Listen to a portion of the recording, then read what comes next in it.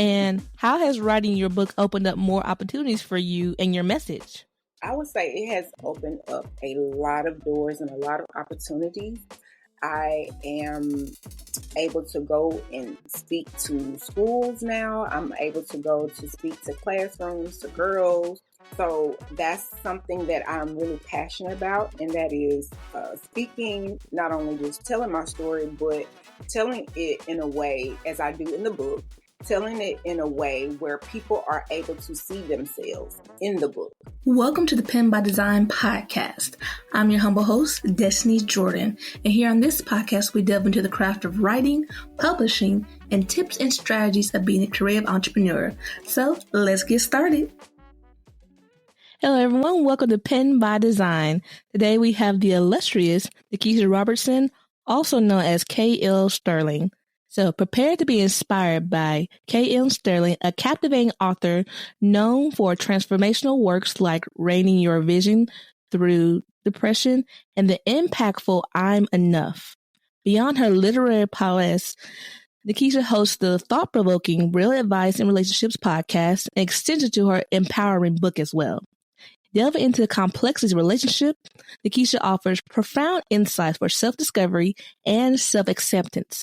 Motivated by her past patterns of choosing emotionally distant partners, she embarked on a journey of understanding, unearthing the roots of her insecurities tied to her father's rejection. In this process, she stumbled upon her true self, finding liberation through self-affirmation. I'm Enough, reading from a Christian perspective, transcends faith, guiding readers to a transformative inward journey. Nikishea's mission is clear: to awaken individuals to their intrinsic value and purpose, empowering them as they navigate life's beautiful tapestry.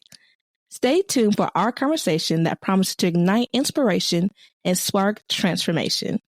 Here's my wonderful guest, Nikishea Robinson. Hey! So I know since you're an author, a speaker, a writing consultant, a freelance writer, journal connoisseur, it's got all this going on. Like with most authors. So one of my questions is, kind of what made you start to write I'm Enough? What inspired I'm Enough? Well, the reason why I started writing I'm Enough was it was kind of, I wouldn't say it was an accident, so to speak, but it started off just me journaling. So the book started off simply just by me journaling, writing out my feelings, writing out my emotions. And it wasn't until about a couple of years in to journaling, I just was like, I should turn this into a book. Now, mind you, I had already knew that I would want to write a book one day when I was younger, because I used to love to write when I was young, like poetry and just expressing myself, right? So I always knew that I wanted to write a book. So maybe like a couple of years into journaling, I decided to turn it into a book. Oh, wow, that's really cool. Now, how you did your book was through self-publishing and not traditional way. You explain like why you kind of chose that over like just getting an agent and having your agent help you publish it and all that jazz?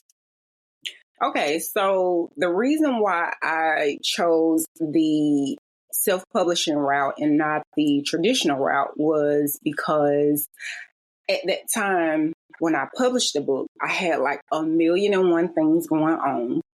And I really, the message was more important to me than to the journey of going through different publishing, companies, getting a literary agent, trying to find different companies that will publish me and things like that. So I really did not want to go through the whole traditional route because, again, I had a lot of things going on and I really wanted the message to get out at the time that it got out. I was not willing to wait and things of that nature. So that's why I chose to go the self-publishing route.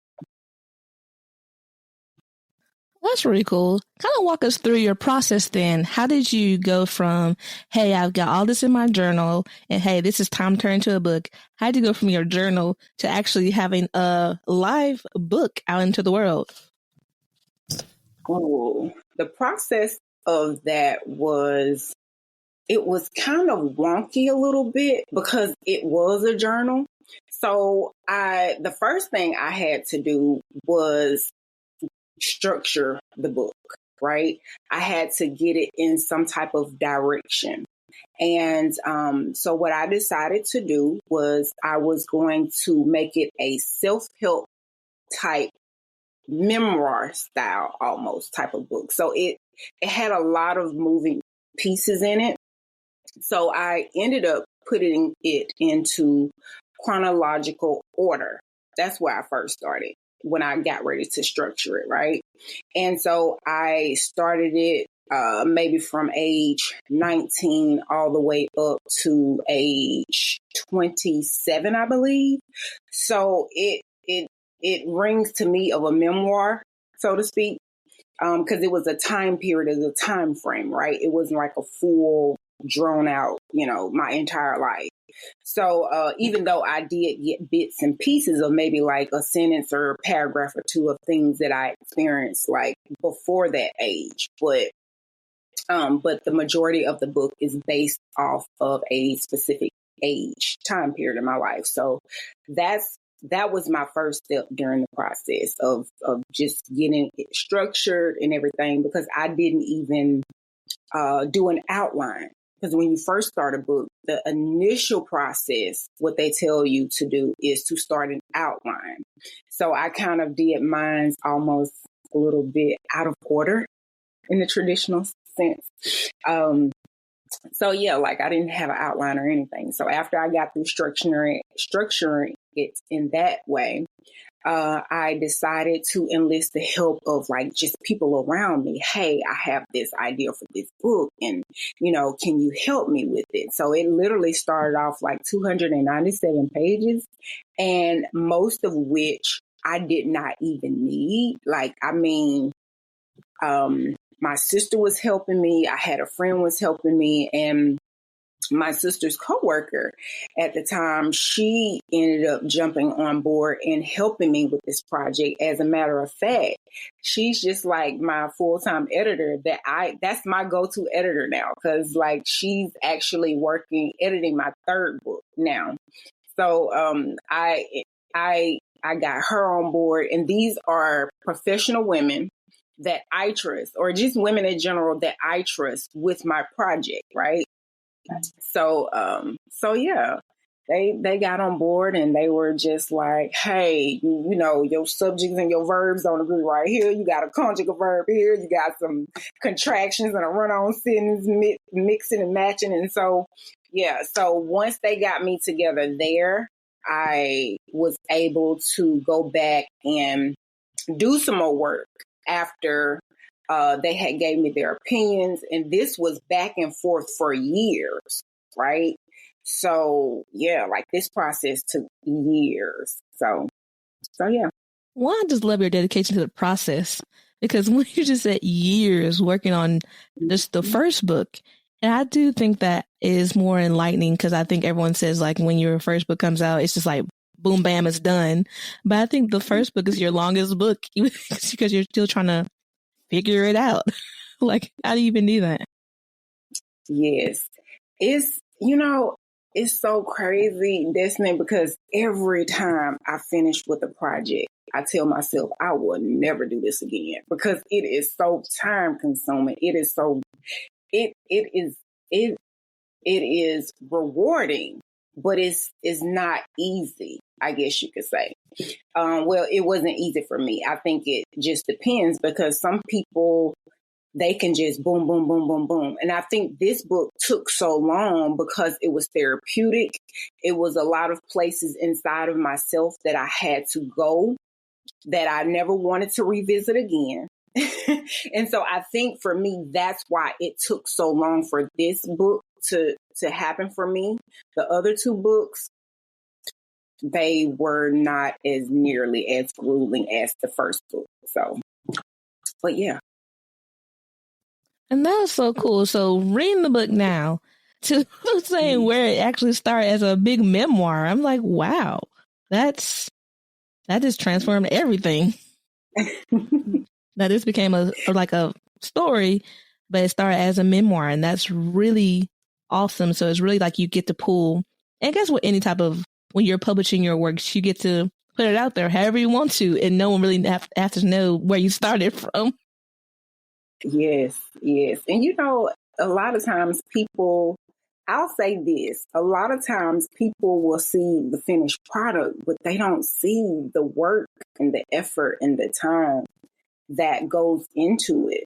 I'm fortunate enough right now, like I'm able to, if I want to, if my creative juices get to flowing at 2:30 or 3 o'clock in the morning, I could write freely, and just take that time and do that. And I did that with this third book, but they see the finished project, but they don't know it is a lot of work that goes into it. Like I'm working on some stuff now here, right? Like people don't see this, right? They just see the finished project, the finished project. So, but yeah, so it's a lot of work, but again, it is so rewarding. It's well worth it. And I think people should definitely, if they feel the need that they want to write a book, to do so.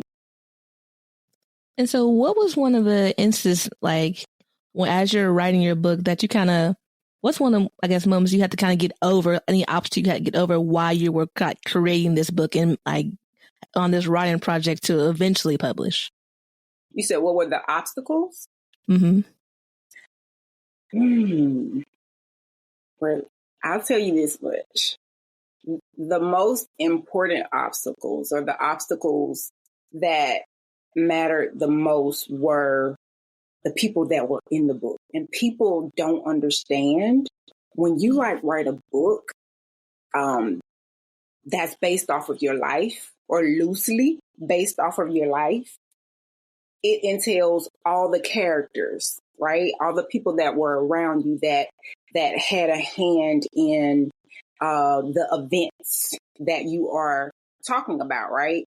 So I think for me, the biggest obstacles were making sure that my family was okay with the things that I was writing about, because, most of the people that I meet, they want to write a book about their lives and, their journey and stuff like that. And I feel like everybody should be able to tell their story.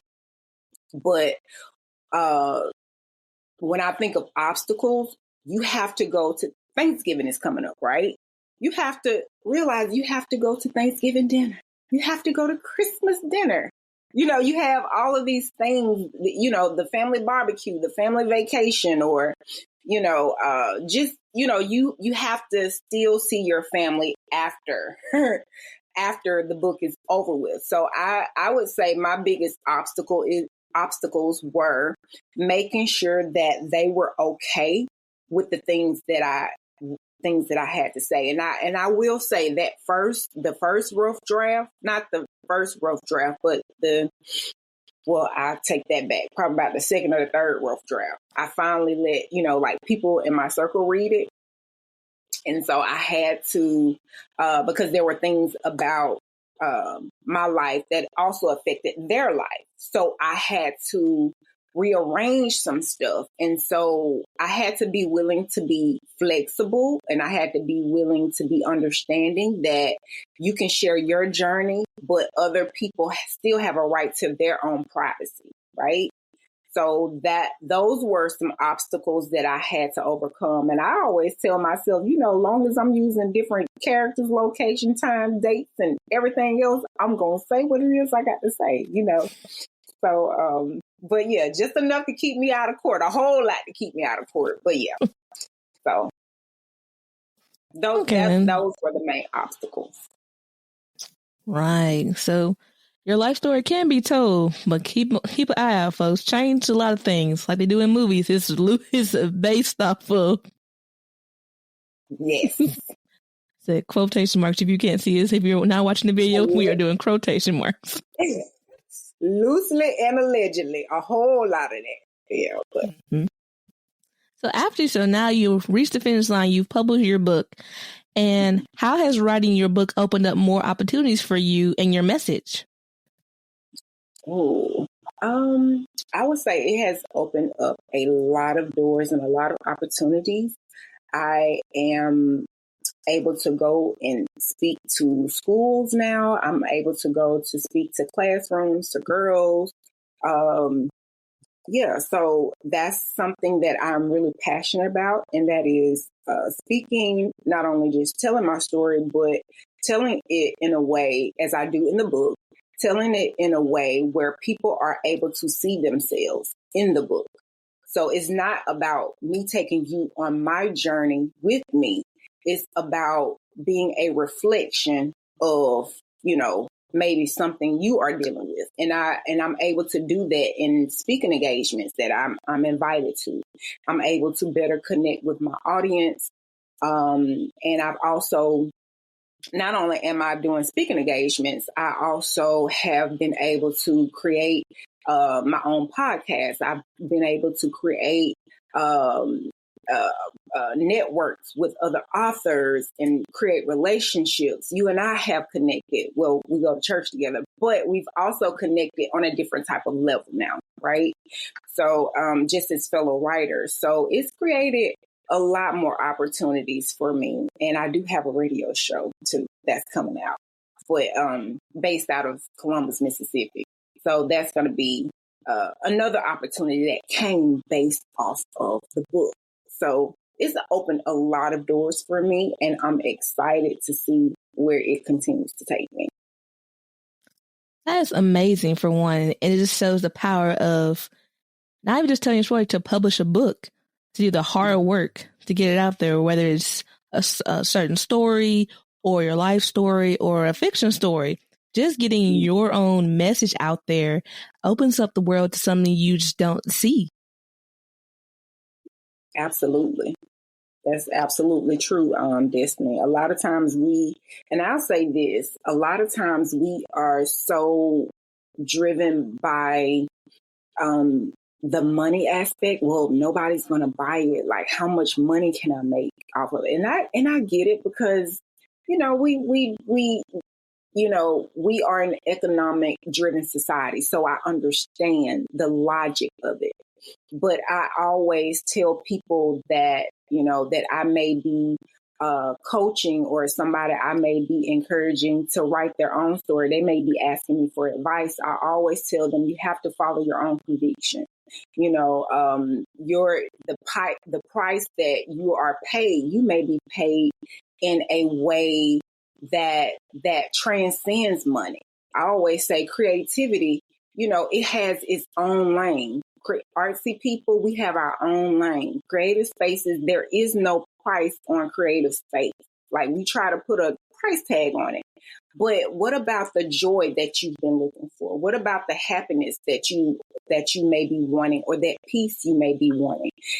The creator's reward is different from man's reward. We look at the money sometimes, but what about the benefits that comes with being obedient in publishing your book? It doesn't matter. It's sometimes obedience is better.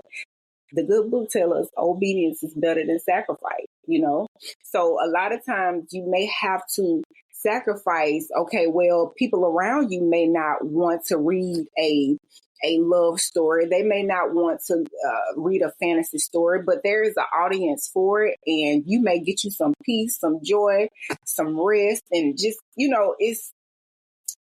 I just believe in that. I believe you will be rewarded for the things that you do, and it may not come in the price of money. It may come in the price of other things that transcends dollar signs. Agreed on that. That is kind of where I feel like we're creators. It's like a fear base, because you want to do something, but then you have this giant neon sign of society saying, or maybe family or whatever that may be, saying, no, this is the straight and narrow path. This is what you follow. There's no time for this other stuff that you want to do. that's just creative outlet because there's nothing, it's hard to see what's worth in the time of you doing it. That's so true. That's a conversation my students and I have constantly. I'm constantly on them. Like, you guys are 18, you're 19. This is the foundation for your life. You don't have a lot of major responsibilities. So make sure that you're not just chasing the bag. Everybody out here getting a bag. Make sure that you love and enjoy what it is that you're doing, because a large, not just part of our population, but a large part of the world is getting up and going to jobs that they absolutely hate, because they're doing things that they're not passionate about. They're doing things that they don't enjoy doing, So yeah, like I feel like that's very, very, very important that you incorporate your gifts, your talents, and your passions into your daily life, because if you don't, you can suffer greatly from it. And writing is my passion. Here, I'm with you on that one. I said, I want to go back a little bit to you. So you were talking about you do speaking engagements. Can you tell me, I guess, a story from your speaking engagements? How did it go? Where did you get a chance to speak at?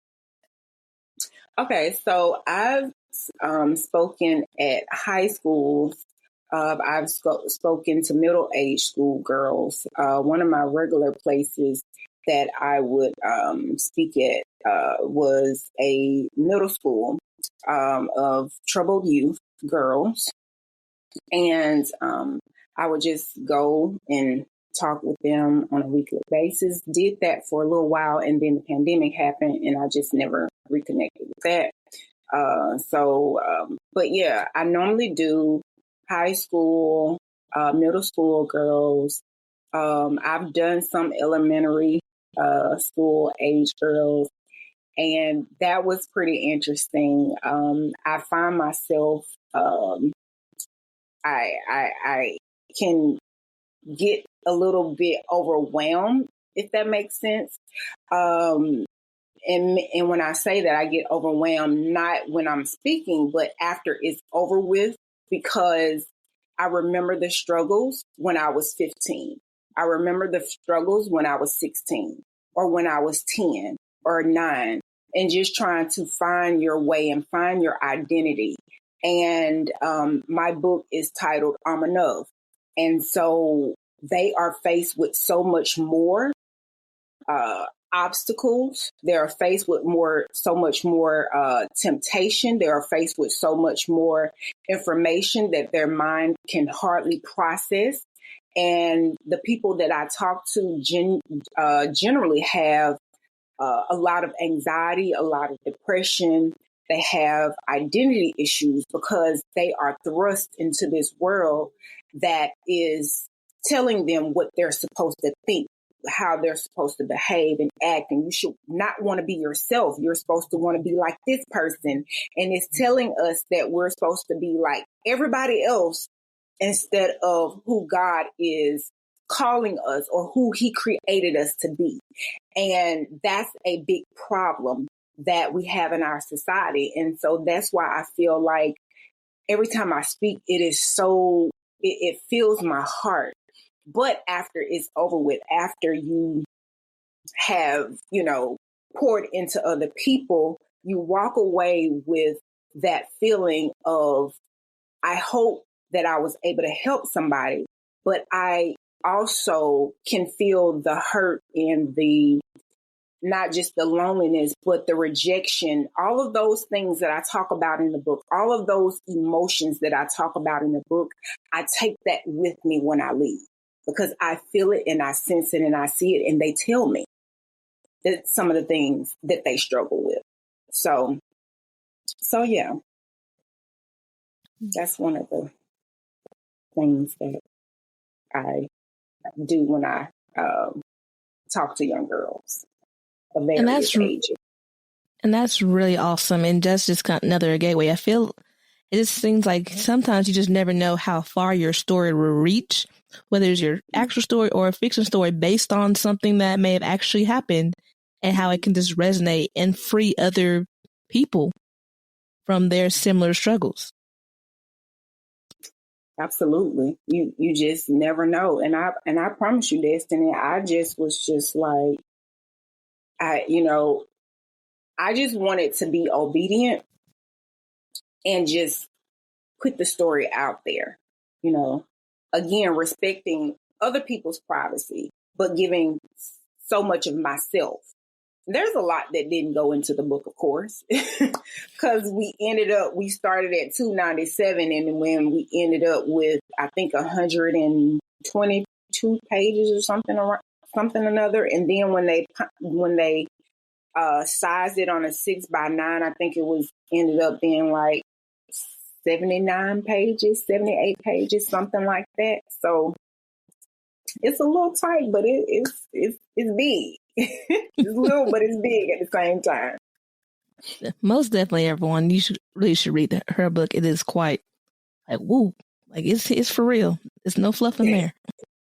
But one thing I did was also read that was really cool when I visited your site is that you had the print book, you had an audio book, and you had your ebook. And with everything going on with kind of with people with getting out their words, it's a big thing on like distributing, having multiple versions or formats of your work for different types of readers. And one of the questions, you have audiobook, that's been a big one because a lot of people say audiobook is very hard to do because that's the most expensive one to do, of hiring someone to literally read your book and then make audio files and upload them to the distributors of audio file like Audible and Findaway and all those places. And that's a lot of cost, too much cost for most beginning authors. But your audiobook sounds really well. So how did you find your audiobook narrator? Ooh, okay. I found my audiobook narrator. I was going around Googling different narrators, voice actors, and I went across a few sites, and I ended up finding, her name is Monica. I ended up finding her on Fiverr. And when I tell you, my brain was super tired because it took me days. And I'm low key a perfectionist, just a little bit. Okay, maybe a whole lot, but I'm a perfectionist. And it took me days before I found her. And I was like, oh my God, that's it. That's it. When I heard her voice, like I knew that was the person that I wanted to narrate the book. And so she and I, we conversed and everything through Fiverr and stuff. And we ended up actually talking later, like through Instagram. And we ended up building like this relationship and all this kind of stuff. And, she was just like, oh my goodness. She was like, I don't know what I expected when I took the job. She said, but this is a really good book. Like, this is really, this is eye-opening for me. And so I was like, oh, okay, well, I'm so happy. Like, I'm always happy that it can do something for somebody else. So, like I went through Fiverr and found her. She's on Fiverr and she does like commercials and all of these cool things. So she's a very, very talented voice actress. And I was so fortunate to find her. And she comes highly recommended. So yeah. So with her being your voice, is it where you just pay her the one time for the job, or do you guys split the revenue from the book sales on the audiobook? Yes, I pay her one time for the sale for the job, and then after that, you host it to whatever audio site you would like. I use Audible. And they keep a portion, of course, they keep a portion of your revenue to host it and distribute it and things like that. So, but it's just a one-time payment. Okay, then. So if someone wants to say like, hey, I got my book written and I want to touch an audio because I like podcasts, I just like that version. What would you say they had to like go ahead and find voice actor, what do you say should be like kind of their budget for that? It depends. It just really depends. I would say, because they've gone up since then. That was like 2015, right? So 2023, they're probably double or triple the price now. So you can always, I would say probably back then, $500 maybe, $500, 500 to maybe 900. But now it's, it just depends on the person's budget. It depends on their budget, what they're willing to spend. But I will say this much. Make sure that you are open to people. If you really, really, really want to do it, be open to doing two things. One, be open to, when you're looking for a narrator, be open to get people from different countries. Because I have had other people from other countries that were also a contender, to do the book, to narrate the book as well. And oh my gosh, they sounded amazing. And as far as like the audio quality, and it wasn't hard to really understand them because of their accent and things of that nature. But I know, some people are just kind of captivated by other accents, like a British accent or maybe like a Jamaican accent or things like that. So, but I knew that the book was an urban experience. So I kind of wanted to make sure that I chose someone who could deliver that. So that's how I ended up choosing her, but be open to, choosing people that may be abroad. The second thing I would recommend is be willing to do it yourself. Like, it is okay. Like, a lot of times, people allow themselves to, they stop themselves almost, right?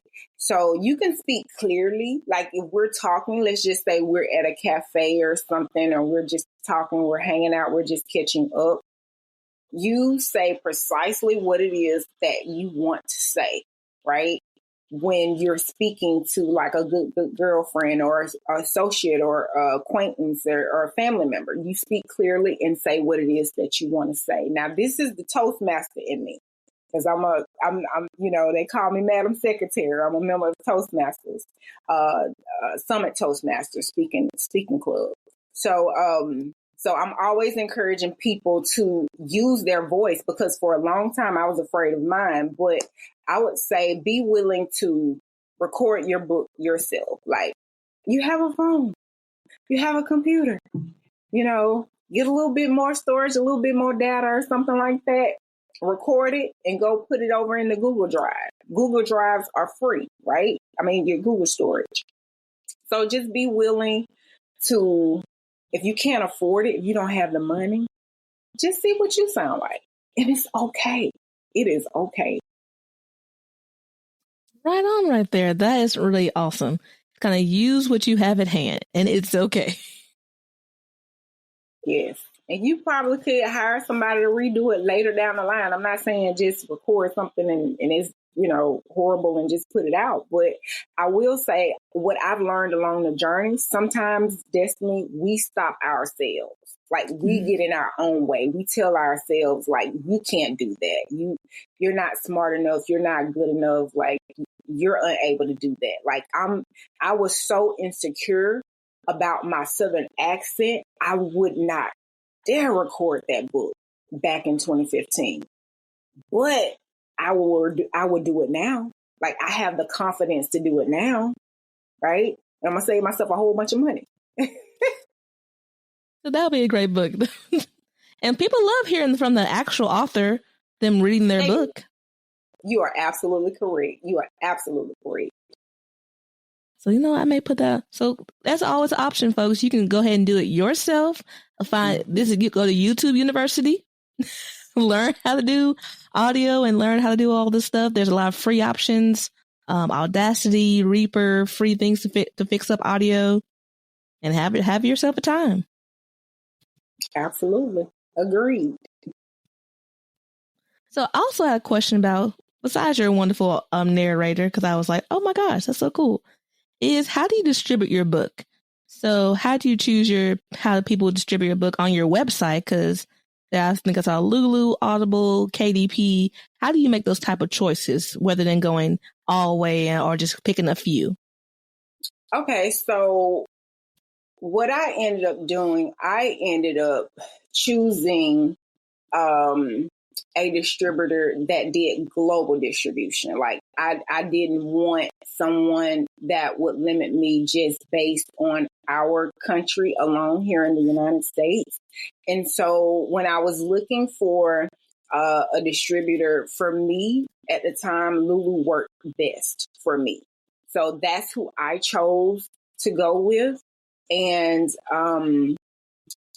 they had, to me, the authors had more benefits by using them as a distributor. So that's how I end up choosing Lulu as my place to distribute my book. Now this time it'll be a little different, but I may not choose them this go round. But yeah, that's how I ended up choosing them, because it was more benefits to me as a self-published author. Right. That's really true, because nowadays the buzzword has been direct sales. So when you start off, have a quick website, or not even a website, just have a little link, like a square link, so people can buy your book and straight from you. Absolutely. So that has been the key buzzword of direct sales, because you only get a portion from distributors anyway, which whether it be 60% or 70%, depending on your price. And I've seen a lot of people start to move away from KDP or off of Amazon into doing other places. Have you seen that as well with some of your other writer friends? I have. I've seen that with people that I know, and then I hear them talk about, people that they associate with that are publishing books that are kind of getting away from using Amazon and KDP, and just kind of just cutting that out altogether. And then, just like you said, just have a little link, and then you can connect easily directly with your audience. And so, yeah, I've been seeing that a whole lot. So it's okay. You can make money off of KDP and Amazon. It's a real thing. Yeah.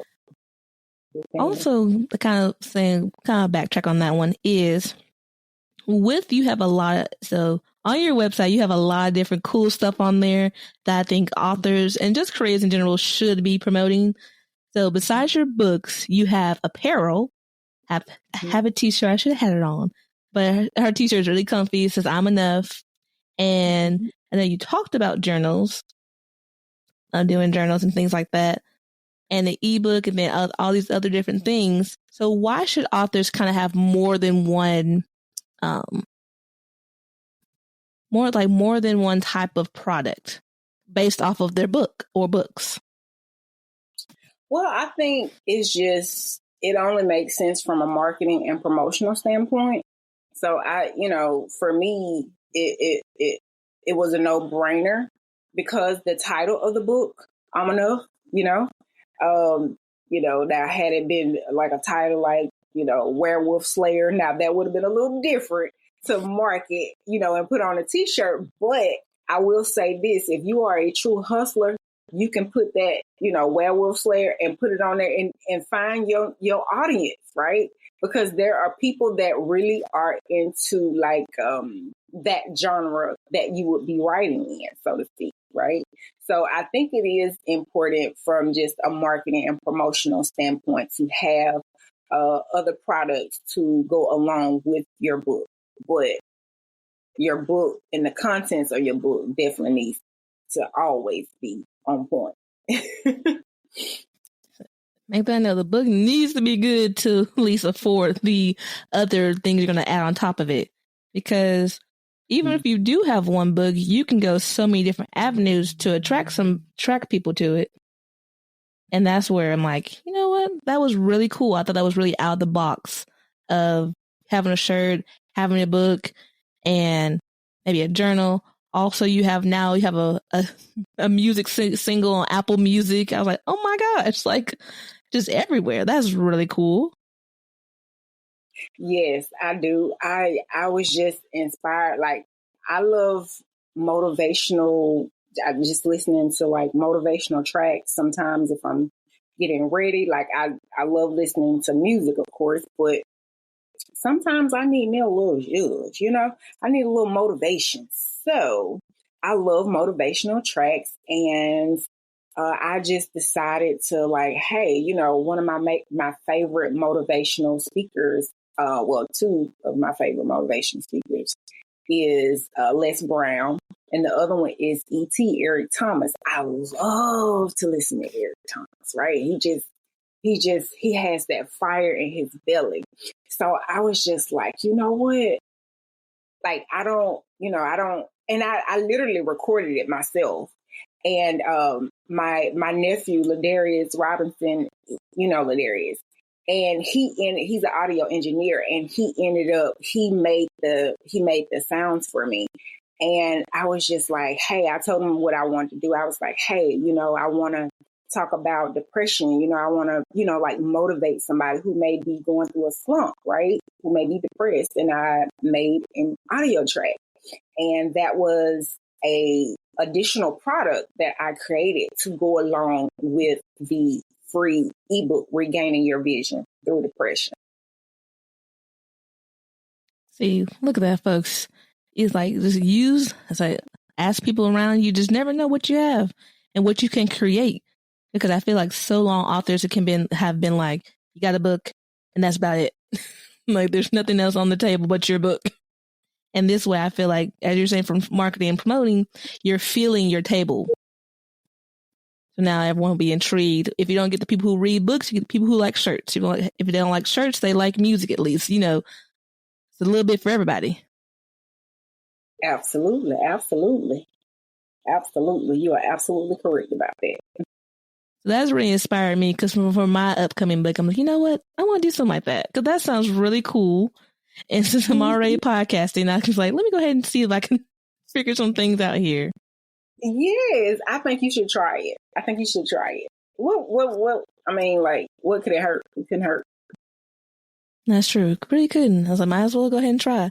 And so I feel like also with your whole like author journey, it feels like I feel like you give more room to create. Like, there's just doing different things, trying different things. As with any type of business, you're experimenting, you're trying it out. If it doesn't work, it doesn't. But it didn't hurt you, didn't hurt anybody else. We just know it doesn't work for whatever you were trying to do at the time. Absolutely. Just try. Just treat it like a spaghetti string, a cooked noodle. Just throw it against the wall and see what sticks. Just try it. That's true. Also, you had saw stickers. I was like, you have stickers? Yes, I do. I think my mom was helping me with my promotion for a while. So yeah, I do. I was like, that is so cool. Even for someone like me, you'll have me, because I love stickers. I was like, oh, you got stickers? Here I come. Yes. So how did you guys make those? Well, hey, I don't believe in reinventing the wheel. I like to use Etsy, and yeah, I like stuff like that. So yeah, you find somebody who's creative, and you can just tell them what it is that you're looking for, or something like that. Hey, I like this. Can you make this for me? And this, that, and the third. So, and they may give you a deal when you buy in bulk. And so that's really cool. And also, you can do. I think one time I tried it on Canva. I made some business stickers just to see how they've turned out, and they're actually good quality. I think it was $15 for a nice little bundle. Okay, that's pretty cool. So like that, I was like, that's not. You brought that back when I was like, oh my gosh, you have stickers. I was like, you can do stickers for your book. Why not? It won't hurt. It will not hurt. Now I want to see if I can try to do custom made bookmarks through Canva now. So that'll just be easy. I hope it'll be easy. Oh, you can do anything through Canva. Anything. I feel like that's the place to go. Just like, you want to do something, just try it on Canva. It's probably in there somewhere. Exactly. Speaking of promoting books, how do you exactly promote your books? So what's kind of your process when you're like, hey, I'm going to buckle down and I'm going to promote XYZ book? Or when you're doing a book launch? Okay. So when you are doing a book launch, traditionally they tell you need to start marketing 6 months before the book even drops. You need to create buzz around the book. And what I found that helped me out a lot was actually when I did the podcast, or when I would create videos, or when I would go on live on Facebook or what have you. And I would talk about subjects that I felt like, people wanted to hear, that may have been a portion or a topic out of the book. It's not the whole thing of the book, but it's a section of the book. And so I would talk about relationships or what have you, right? And that's what I would do. Go on Facebook. I would do lives. I would do videos. Other ways that you could promote your book, you can actually go to different events that are looking for vendors, and don't just do any event that are looking for vendors, because that may not be your target audience. So you want to be sure, you want to know who your audience is, and you want to make sure that when you are setting up your table to go to trade shows or go to different events and things of that nature, that your audience is there, people who you want to sell your book to. I mentioned trade shows. That's a way you can get your book out there to promote it and everything.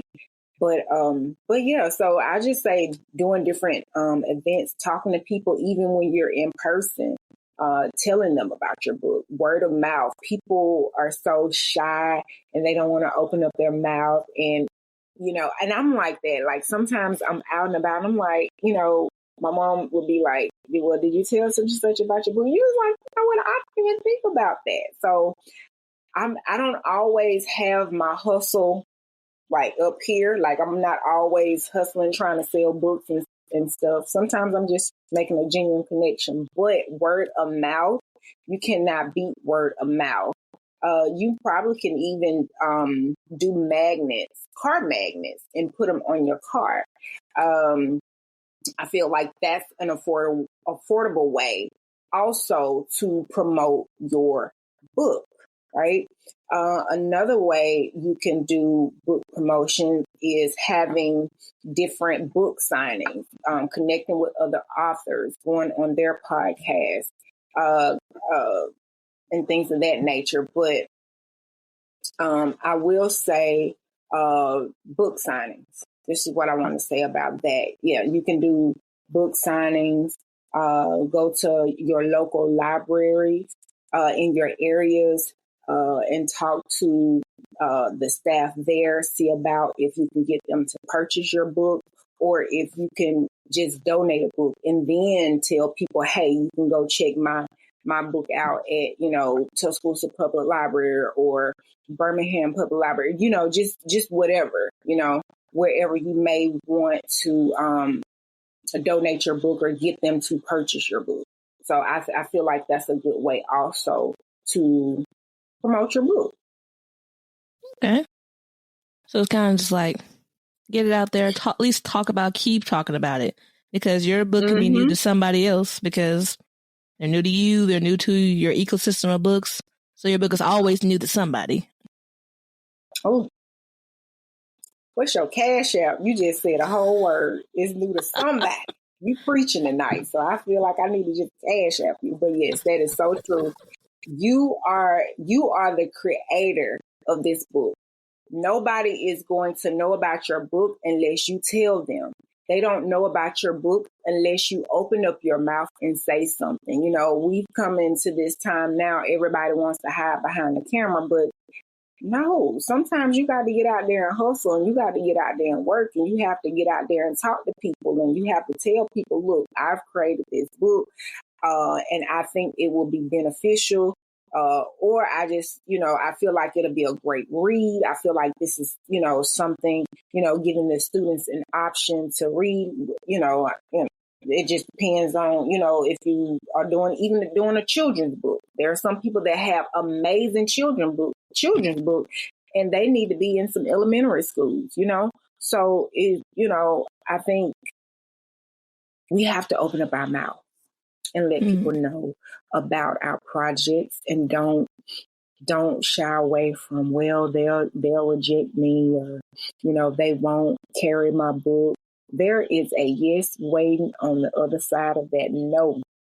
You just got to keep fighting to get to it and not give up. Most definitely. In the words of my great grandmother, a closed mouth don't get fed. They don't. Yes, grandma. As we should tell us all the time. Yes. People don't know unless you tell them. That is true. And so I'm really excited about really kind of unpacking the book. Mm-hmm. And so what was kind of my big question is kind of what gave you the strength and courage to kind of overcome your own trauma? What gave me the strength and the courage? What gave me the strength and courage to overcome my own trauma, or better yet, face it? Because I feel like that's that ugly beast that never really just goes away, because it always can have the propensity to come back and rear its ugly head. Yes, it does. What gave me the courage to face it so that I could overcome it was I knew that I wanted a better life for myself. I knew that I deserved better. I knew that I wanted better for myself. And I was willing to go and get it. I didn't want to feel the way I felt anymore. Like that,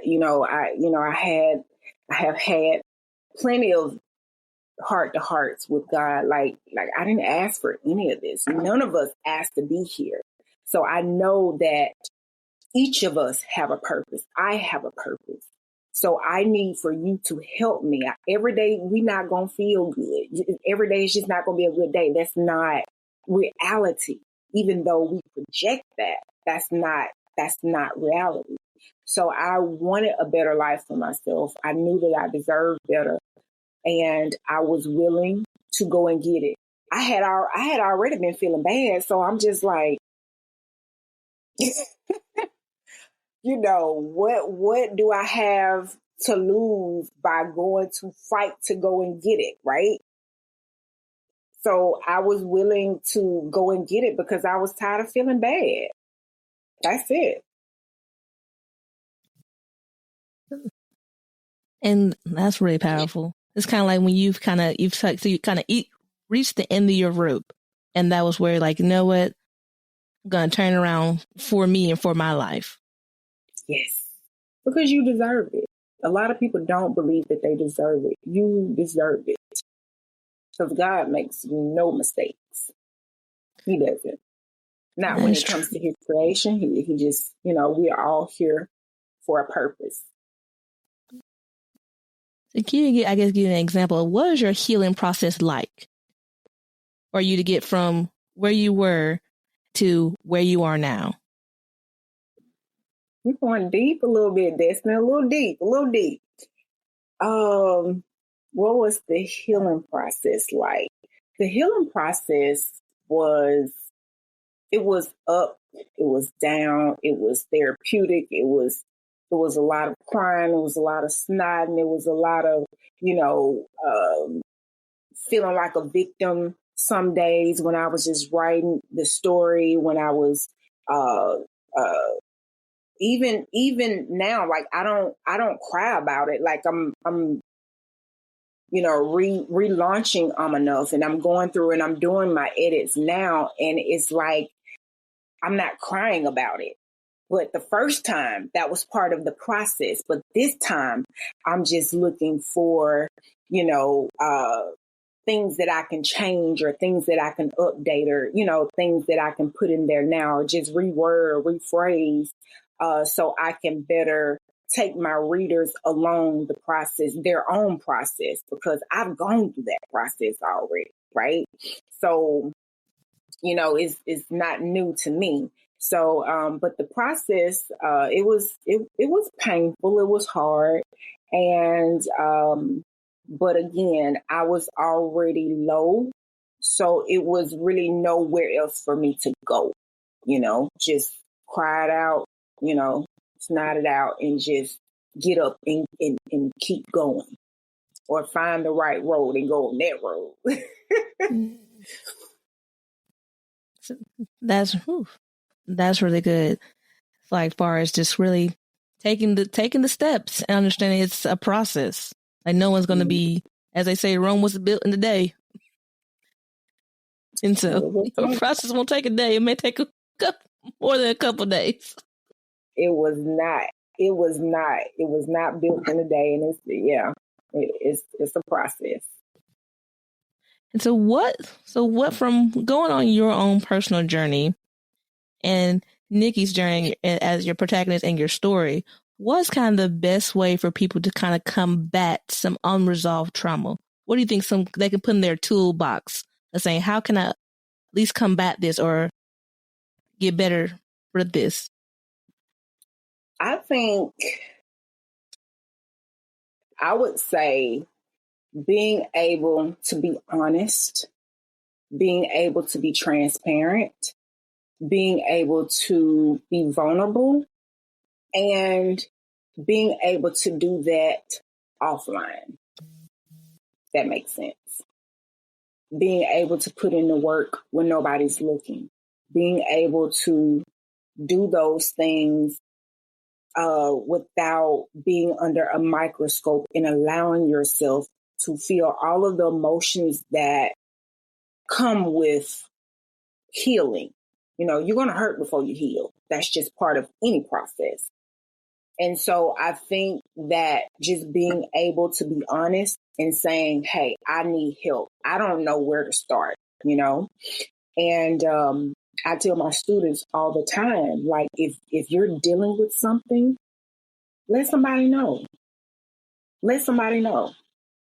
Because you can get the help that you need. You may not be able to help yourself, but if you tell somebody, they can get you the help that you need. They can point you in the right direction. They can put you on the right road. They can go on that journey with you to healing. But you have to be able to be transparent and you have to be able to be honest. So that's what I would say. True words spoken right there. And one of the things, since you had one of your books, Regaining Vision Through Depression, was how do people talk about depression in a healthy way? Ooh, okay. How do people talk about depression in a healthy way?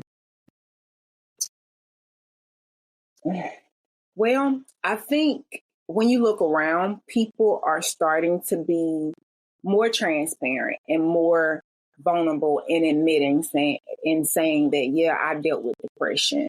I gave a talk. My sister always say, this is your practice run to a TED talk. And I was like, okay, go ahead and speak it into existence. I had to go to UAB, to our Toastmasters Club there and give a speech about depression, right? And one thing that I have learned is that depression is something people are not talking about. Because according to the World Health Organization, depression is the second leading cause of disabilities worldwide following heart disease. So what that tells me, and this was in 2018, the end of 2019, excuse me. So this was way before, the pandemic happened.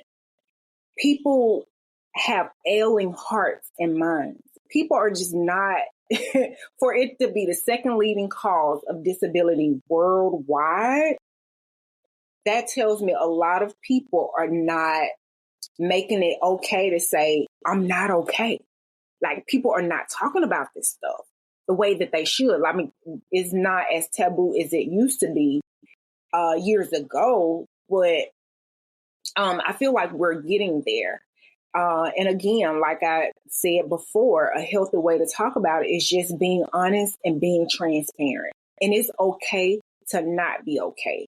And if you are around people that are abusing you or saying, well, just get over it, I had a hard life, or, people that are not compassionate to your situation, it's this thing called building your circle. Now, I am not talking about building, circle for people that's just gonna pit you in your pity. That's not what I'm saying. I'm saying people that are going to acknowledge the pain and the trauma and the emotions that you are feeling, and that are willing to go on that journey with you and root you on and cheer you on and be there for you and encourage you along the journey, right? So you may have to find you a therapist. You may need to talk to a spiritual counselor or something to that magnitude. Tell your doctor, like, and I know I get flack, like about it from some people, because there is a segment of population that feels like there's a pill out there for everything, which there is almost, but but in having a healthy conversation about depression, if you don't have that safe space within your immediate circle, you may need to tell your doctor, because we don't know how far this thing goes, right? So just being honest and transparent and telling someone that is in a safe space. Could you just, I guess, define safe space? Because kind of like everyone's like, when you say safe space, what do you guys, I guess, mean for that? What would a safe space look like? Safe space for me looks like someone who is going to acknowledge your pain and not someone who is going to tell you to just get over it. So when I say safe space, that's what I mean. Okay. That's exactly what I mean. Because you have people, that would just get over it. And we are all different. We all deal with things differently. We do not handle setbacks. We do not handle trauma. We do not handle the woes of life the same way. Everybody is different. And I think until we understand that there is no one size that fits all when you're talking about just depression overall, then I feel like we can start to make some progress, right? Until we understand that. So yeah. Most definitely, because I feel like there's so many myths around depression that makes it sometimes hard for people to kind of cut through the noise. Like, I think one I heard is that, like you said, depression looks the same for everyone, where you said, like, no, that's not true. And that also, I think some people may come up from the myth of therapy is only for like people who really need it, who may be crazy. That's when you go to therapy. And I was like, that's not time you should go. They should have been way before then, before a crisis has happened. I totally agree. Like, one thing I've realized, Destiny, I'm over the hill now. So I'll let you. But yeah, I'm over the hill. And what I've realized is that the main people that usually say that you don't need no help, or you shouldn't go see a therapist or a social worker or a counselor, are usually people that have trauma themselves that have been unresolved. They too need to speak to somebody, or get you a journal and just, I call it, I like to call, I literally have like a ton of journals around my house, but I call it, that's my form of therapy. That's one, hold on, I take that back. That's one of my many forms of therapy. But that's like one that I seem to really always go back to. And I call it puking on paper, just getting it all out. Just just get it out. Cause like once you get it out, it feels bad, but once you get it out, you feel so much better. And just write those emotions down and say what it is that you want to say how you feel or whatever. So, I find that people that tell people don't get help, those are usually people who have not dealt with their stuff, but they want you to go around and operate under that umbrella of depression, oppression, and suppression, and you desire to be free, and you can't be free because you feel like you'll be judged for going to get help or going to get therapy or going to see a psychiatrist or whatever that looks like for you. Like you'll be judged. I don't know if we are not privy to this thing. It's called HIPAA. It's called HIPAA laws. I don't know why we feel like we need to tell any and everybody that would listen that we going to therapy or we seeing a psychologist or a psychiatrist or a priest based off some stuff. That nobody has to know that you are getting help for depression unless you out here just, telling the world about it, right? So like you have your privacy there if you want it. So get you some help if you feel like you need it. Like if you don't feel like you need it, you said something about therapy, like, people say, oh, that's for crazy people. Like therapy is to keep you from going off the deep end. Is, like that's a great preventative measure. Like, so if I had to, suggest anything, like that's a great preventative tool. But yeah, so because truth be told, the therapist out here getting therapy. After we get through dumping off on them and telling them, I don't feel good about myself, and my husband left me with these kids, and I don't feel good, and I didn't achieve my life goals, and I was traumatized when I was 13 or when I was 10 or just whatever. People need to deal with this stuff. They're walking around and they need to deal with this stuff, Destiny. So, but yeah. Right. So it's kind of like really just making where depression is not something that should be normalized, but at least it's something that does happen, and you're not weak for it. There's nothing wrong with you, strange wrong with you. It's just something that has happened. And now what do we do now? What do we do to help ourselves from there? Mm-hmm. And so with the title of your book, Regaining Your Vision, how does depression shape your worldview? Like, how do you lose vision with depression? You lose your vision. Some people are not even able to dream because their dreams are cut short when they are small or they're young. They're spoken over negatively by the people that are supposed to protect them the most, their parents or their teachers or their loved ones or their caregivers, right? So that's one way you can lose your vision, and just life in general, life choices and the consequences of those choices and actions, right?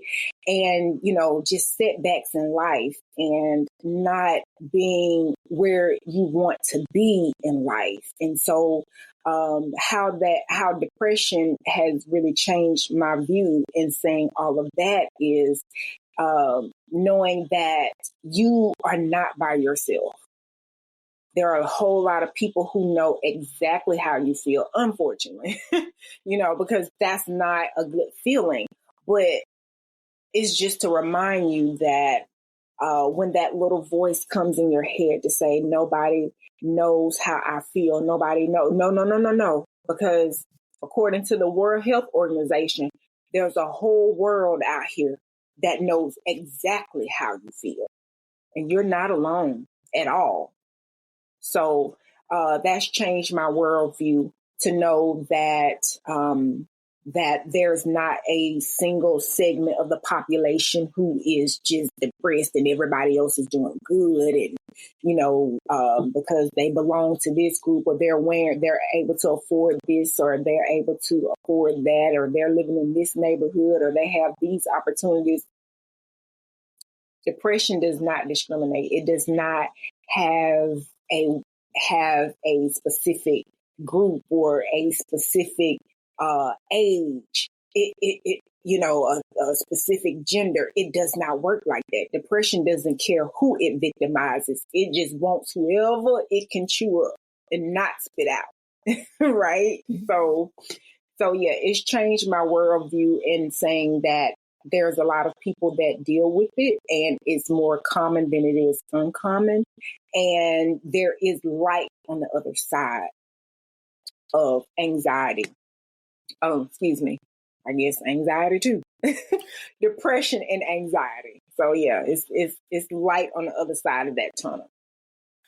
Can you, I guess, give us a example or a story about how you regain your vision through depression? How was that kind of journey like for you?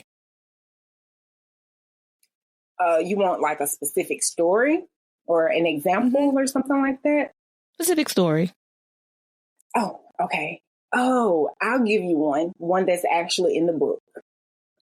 I was going through a depressive episode and at that time, and I was just really, really just sad, and I was upset, and I was going through a breakup at that time, and my great grandma had passed, and I had got sick physically and everything, and I just really was just at a low place. And I remember being in the bed and I was crying out, and I was just like, God, I don't feel like I matter in this moment. Like I just don't matter, And I remember there was a quiet, still voice.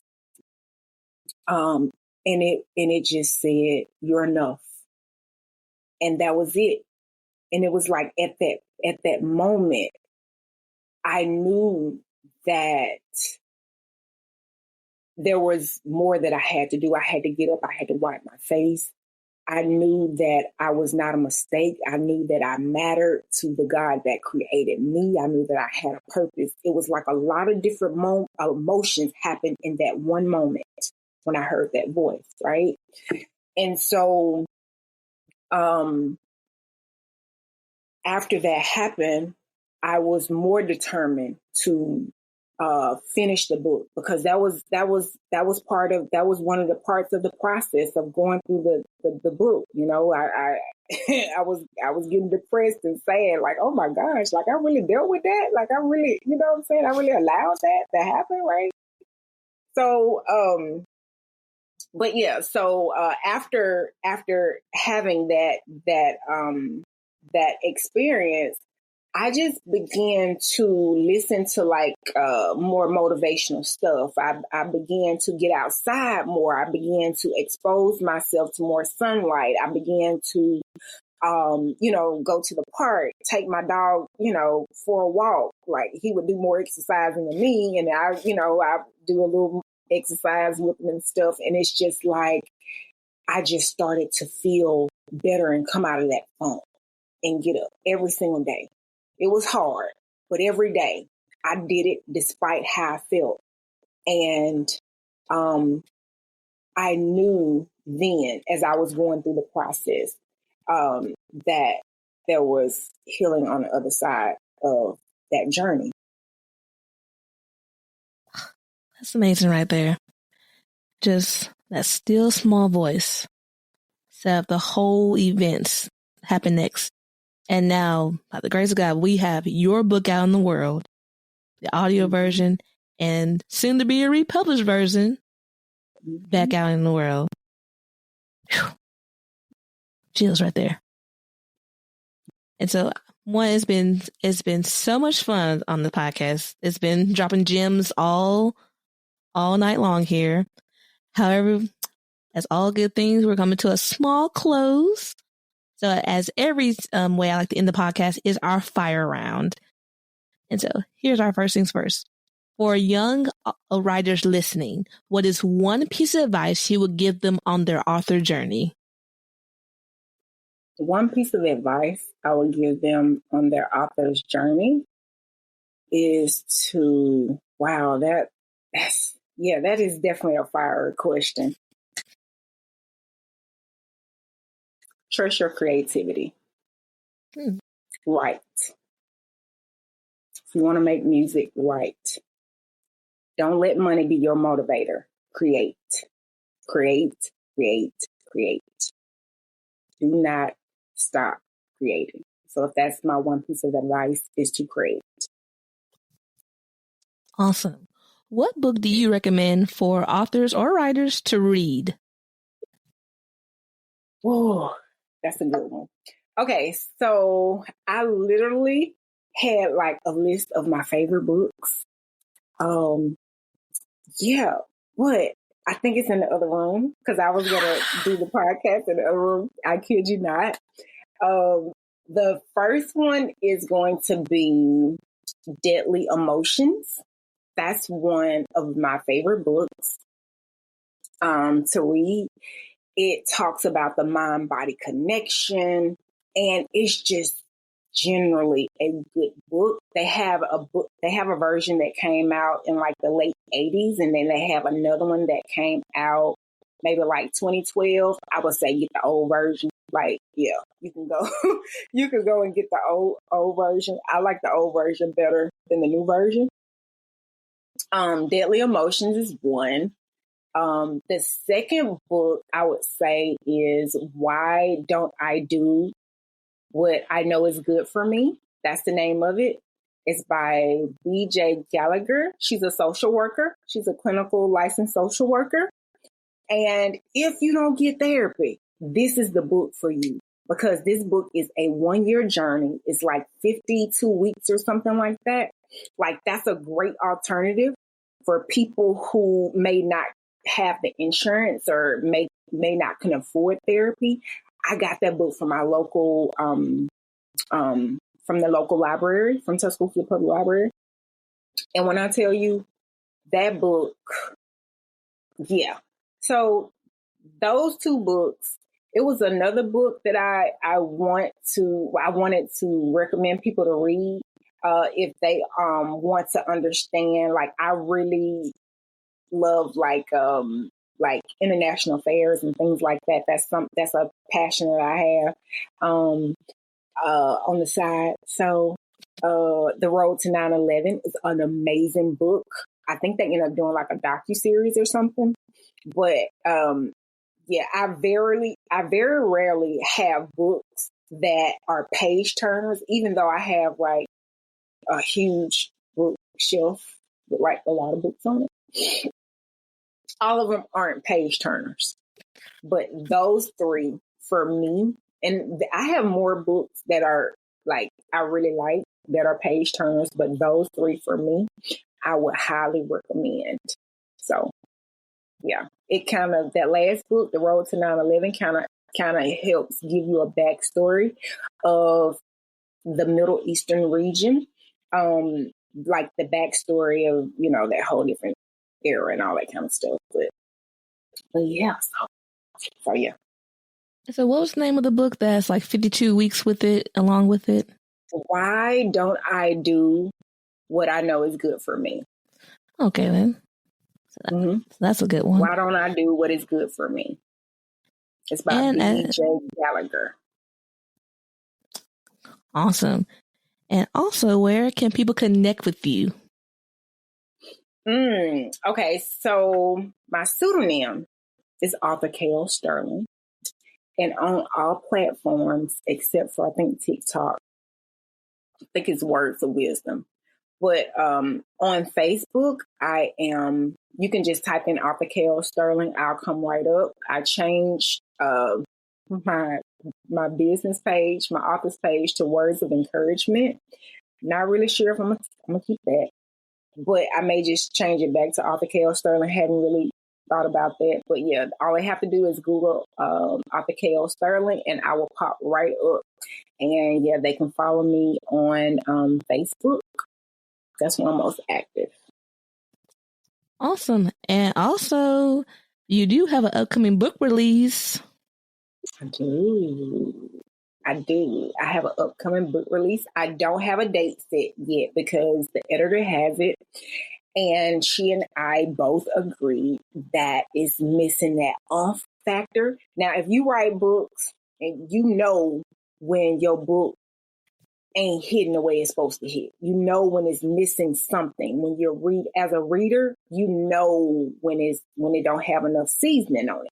So what I've decided to do was I've made that public service announcement on my Facebook page, and I have decided to send out an email to people on the email list as a way to let them know that the book will also be pushed back because it was supposed to be released recently.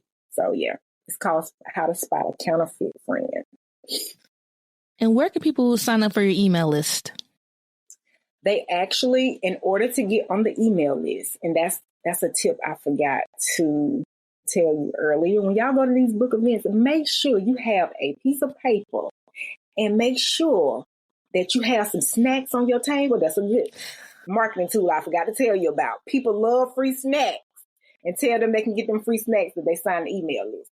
But they can sign up for the email list if they go to my website and download the free ebook. Regaining Your Vision Through Depression is a free ebook. So when you sign up to get the free ebook, you automatically are added to the email list. So in order to get the information on how to spot a counterfeit friend, because we all got one or had one or experienced one, in order for to get that book, you got to sign up for free ebook. So that's how you do it. Awesome. And we probably need to come back and talk about marketing and sales and how to use your email list, because that's the most powerful thing you have as an author. Yes, absolutely. I totally agree. So you heard it here, folks. The wonderful author, Nikishea Robinson, aka KL Sterling. You can find her on most platforms. She's most active on Facebook. And until next time, thank you all so much. And thank you so much, Nikishea, for joining on the podcast. You're welcome. I'll see you guys next time on Pen by Design. Thank you for listening to Pen by Design. Links are in the show notes of all items mentioned in today's show. Don't forget to pick up your free self-publishing guide to start your author journey in the show notes. Pen your own story designed by you. Catch you in the next episode. Bye for now.